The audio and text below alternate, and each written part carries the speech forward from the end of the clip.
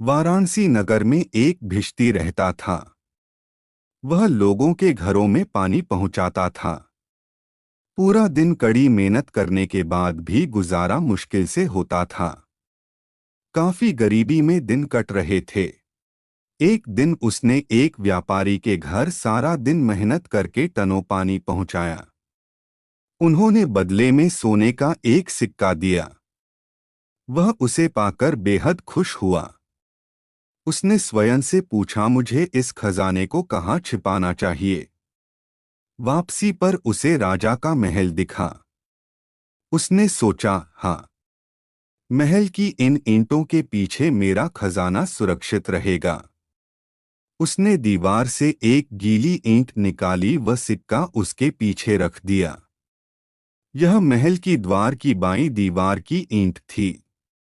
कई साल बीत गए। उसका विवाह हुआ। उसने महल के दक्षिणी द्वार के पास ही झोंपड़ी बना ली। पति पत्नी उस कुटिया में खुशी खुशी रहने लगे। एक दोपहर उसकी पत्नी बोली, शहर में एक मेला लगा है। अगर हमारे पास पैसे होते तो मैं भी उसका मजा लेती। भिश्ती अपनी पत्नी का दिल नहीं तोड़ना चाहता था। उसने कहा, उदास मत हो, मैंने महल की एक दीवार में सोने का सिक्का छिपा रखा है। मैं उसे ले आता हूँ। फिर हम दोनों मेले में चलेंगे। इसके बाद वह कड़ी दोपहर में कुटिया से निकल पड़ा ताकि अपना छिपा खजाना निकाल सके। राजा अपने महल के बरामदे में विश्राम कर रहे थे। उन्हें यह देखकर हैरानी हुई कि एक व्यक्ति धूप से तपती राह पर अकेला चला जा रहा है और मस्ती में गा भी रहा है।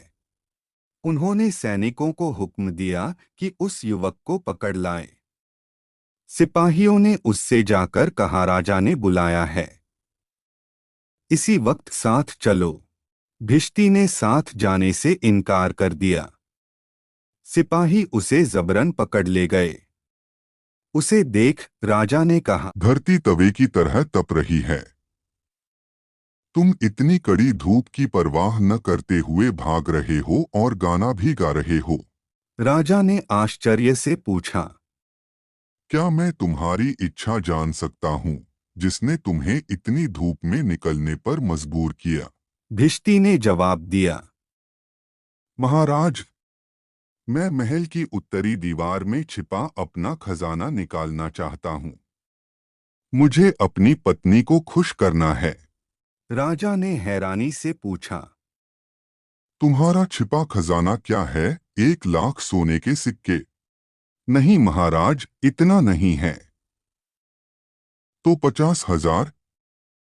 राजा फिर यह सुनकर चौंक गया, क्या सिर्फ एक सिक्का?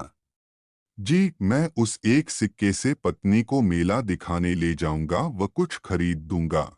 महाराज ने उसे सोने का सिक्का देते हुए कहा, भले मानुस, इतनी दोपहर में खजाना निकालने की जरूरत नहीं है। ये सिक्का लो व घर लौट जाओ। भिश्ती ने सिक्का तो ले लिया किंतु राजा से बोला, मैं इसे ले लेता हूं पर मुझे अपना सिक्का तो पाना ही पड़ेगा। राजा ने सोचा कि उसे और धन चाहिए। वे उसे और धन देते रहे पर भिश्ती अपनी जिद पर अड़ा रहा कि वह कड़ी मेहनत से कमाया गया सिक्का लेने अवश्य जाएगा।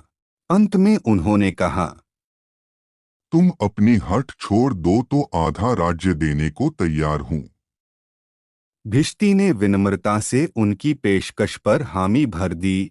राज्य देने से पहले राजा ने पूछा, तुम राज्य का कौन सा आधा हिस्सा लेना चाहोगे? महाराज, मुझे राज्य का दक्षिणी हिस्सा चाहिए।